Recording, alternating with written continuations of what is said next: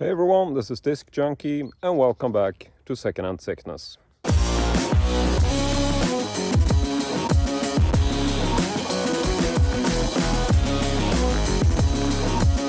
And so today we are actually off to check out two venues. I am driving to the town of Uppsala, where there is first of all a really big carboot sale, a indoors carboot sale, and secondly there's also the retro and antiques fair, which is something I've been to before, but I'm gonna go ahead and maybe check out both of these. It all depends on how much time I have.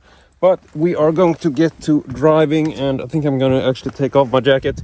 But I'm a little bit late, so let's just cue the montage and see what the hell happens at this multitude of various events that I'm about to check out.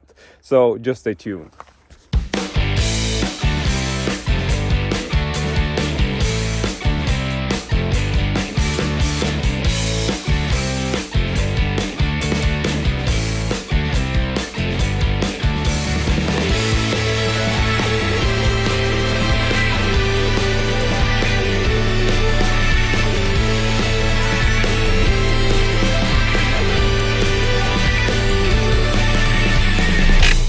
Go.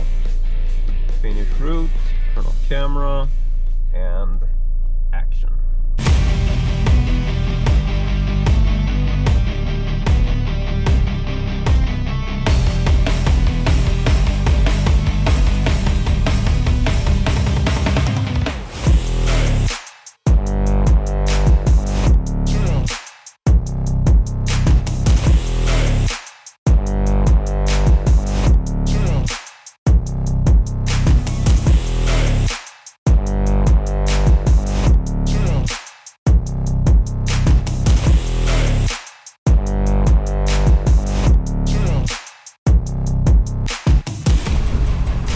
So that was pretty pointless.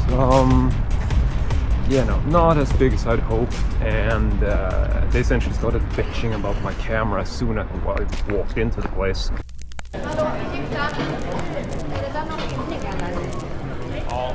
Nej, alltså då måste man fråga alla kunder här ute, för alla vill inte bli filmade. Tyvärr. Ni får gärna gå fram till någon kund så här och fråga, får jag ta kort på ditt bord? Men alla kanske inte vill bli filmade här. Nej, jag fattar. So, not a good start, but whatever, let's just hit the next place.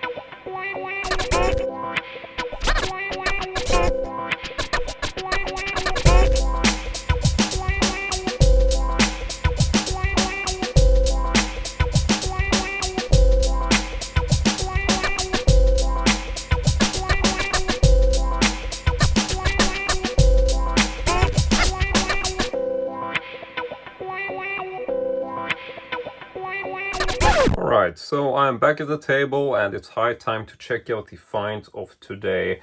Now, I didn't get a whole lot, but I'm really happy with the stuff I did find. And the first thing I got is actually something that I picked up at the flea market, or this sort of indoors carboot sale kind of venue, which I honestly wasn't very impressed by. I thought this would be much larger, and it sort of just didn't have a good aura to it, seeing as, I got there and I started filming, and this lady who was sort of handling the admission fees just got in my face and told me that I couldn't film, which I gotta say is honestly not true. I'm pretty sure if you look at it legally, I am very much allowed to film. But I just didn't want to get into a whole scene there, seeing as she had all sort of called me out and I was standing in the middle of a crowd, and you know, it didn't just feel like the right time to start bitching with this woman. So I decided that I was just going to film a bit more low-key during the rest of my visit. But I did find one thing at this carboot sale, and that is what I thought we would start with. And it is this very small little police figure. I'm not entirely sure where this is from. It looks like it could be vintage, but I don't think it actually is. And I know I've seen this before. I haven't really checked the markings in any kind of detail, but I would assume that this is not actually too collectible. It's sort of hard to make out the details. It does have a bit of a small stamp on the feet there. Maybe you can make that out in terms of the numbers. And yeah, I'm sure this is not collectible by any means, but I saw it. I thought it looked kind of funny. And I don't know, I just really like to pick up figures in general. Like, they can be very sort of generic and it doesn't really matter where they're from. I just like to pick up figures that look cool, kind of funny, interesting, because I like to add them to my little toy collection shelf, which is very broad. I'm not really collecting any one type of series or anything. I just like to mix and match to make it stand out. And so that was the first item of today, and actually the only toy that I got. So the next stuff we were going to be looking at is actually going to be a bit more adult oriented, let's just leave it at that. And the next thing I found was at the antiques fair, and this was something that I actually ran into quite early, and I was so stunned that this was just laying there for me to pick up. And it's actually an extremely unusual book, which is called Svenska Bordeller, or Swedish Brothels. This was written by Ragnar Åslund and it was released in 1967. The thing is that this has been an extremely difficult book to find. I've actually been hunting this book, and the thing is that it was actually reissued in 2022. And I also have the reissued version, which I picked up quite recently. And if you want to get this, you can still buy this online. It's still available. I think this costs something like 20 euro with the shipping. But in any case, it is a Swedish book. And prior to this reissue, which came in 2022, this book was close to impossible to find. Like, it's only been released back in 1967. And given that this is kind of a weird, sensitive topic, I guess it's just one of those books which no one really wanted to touch upon in terms of reissuing it. But I'm getting a bit ahead of myself, so let's just see if we can boil this down for you guys. The book itself is actually kind of like a traveler's guide, which is meant to sort of give you an insight into where you can find Swedish brothels. And I mean, this was written back in the 1960s, so obviously there would have been brothels at the time. But the funny thing is that this book is not actually real. This is a completely fictitious book, which is essentially written like a documentary, or well, sort of like a documentary type book. And so the thing with this is just, I don't know, I've never really seen anything like it. And I think that back in 1967, this was probably something that caused quite a bit of a stir, seeing as there was probably some men out there, I'm going to generalize and say men were generally the people who wanted to visit brothels. So I'm pretty sure there were men out there who actually thought this was real and decided to travel to all these places and realized that, oh, there's not actually a brothel here. But I'm going to flip through this a bit because it's not really a particularly explicit book in terms of visual styles. But we're just going to show you some examples. And so, let's see, you can just flip up to one of the first pages here. But it's just a very sort of serious looking book. Like, you'll have all of these little black and white photos. And then here it just says, like, this is the town of Arboga. You got the address for this presumed sort of brothel. And there's also like a small note for like the cover name. Like, it's essentially obviously a brothel which is secret. So here you have the address, then you have the cover name, which would be a room for travelers. Then you have the owner listed, which would be Vincent Edlund. And then there's sort of like a small little blurb talking about the town and essentially writing a very detailed review about this completely fictitious brothel.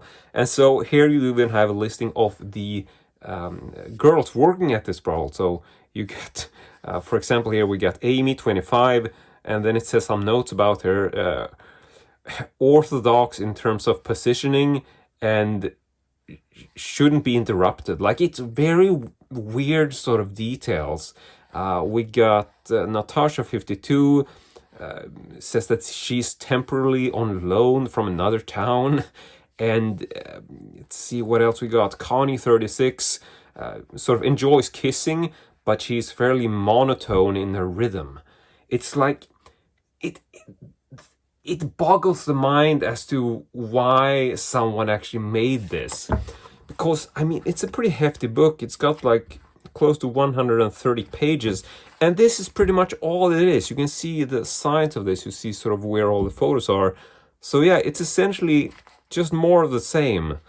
Just black and white photos and a listing of like the specific address for this brothel, the name or the cover name for it, and who owns it.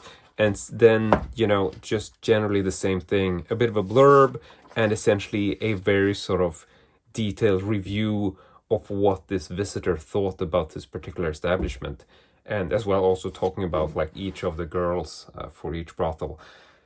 I mean, I don't know what to say. This is probably one of the weirdest books I've ever encountered, and I have actually been trying to find this for quite a while. I was really happy that they actually reissued it, but seeing as I'm such a collector, I desperately wanted to find an original copy. And so when I saw this on the table, I felt like just praying for that this was actually an original copy, but I figured, you know, it's got to be the reissue. But then I walked over, flipped it over, and that's when I saw that this is issued by Williams Förlag in Bromma.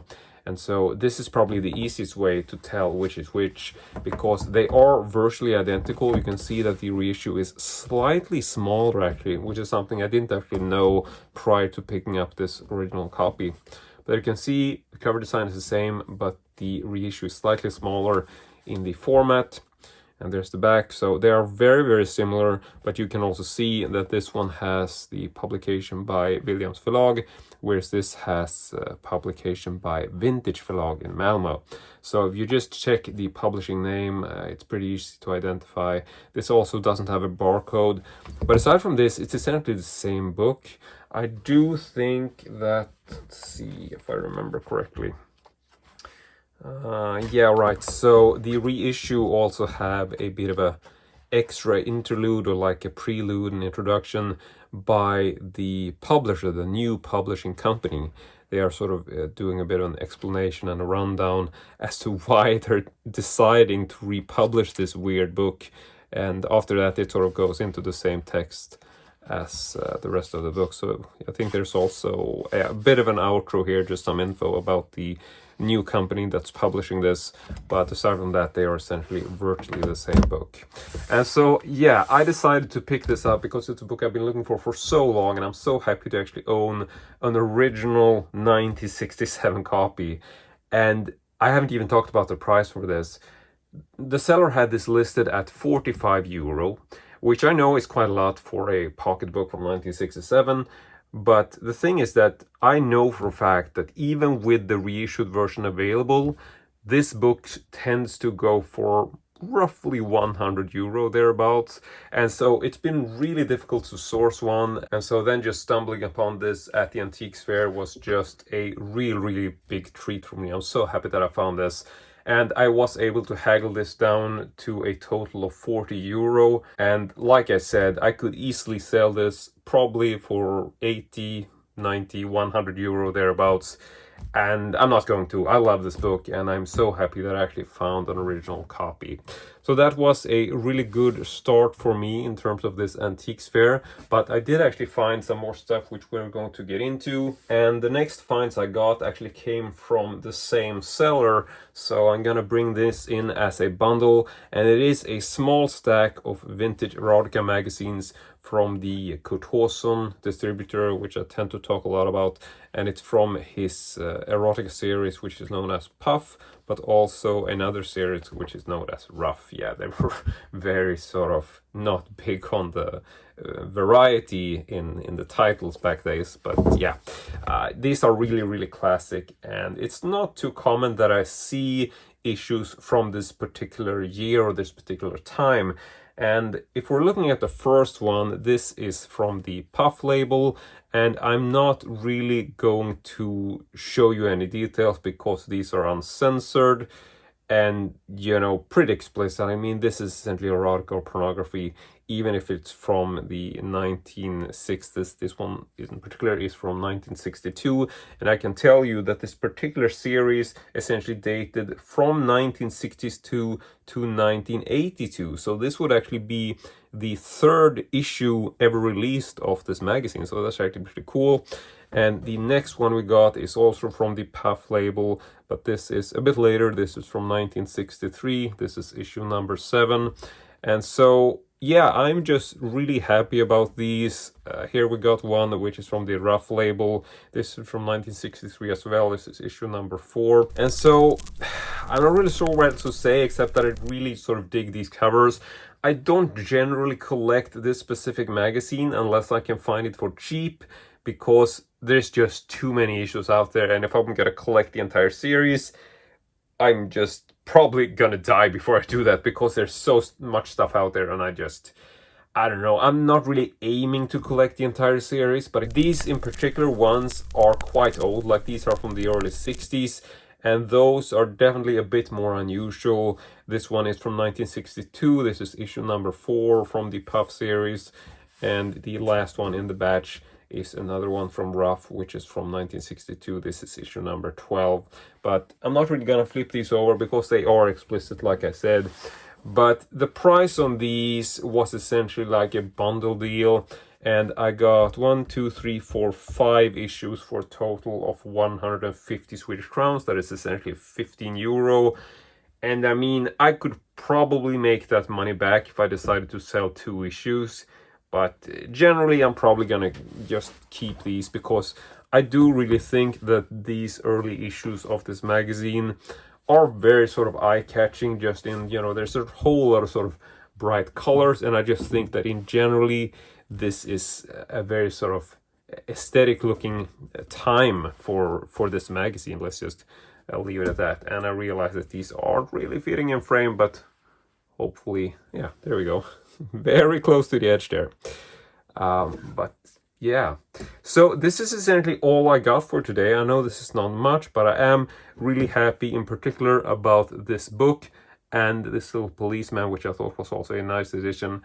But yeah, regardless of which, this was a really cool lot. I definitely had a lot of fun visiting the antiques fair, even though it wasn't as many finds as I would have hoped. I was essentially walking around there for quite a while, essentially searching for finds, and this is essentially what I got. I didn't really see anything else which I felt was stuff that I wanted. Maybe there's 1 or 2 things, but generally those were priced a bit too high for me to consider.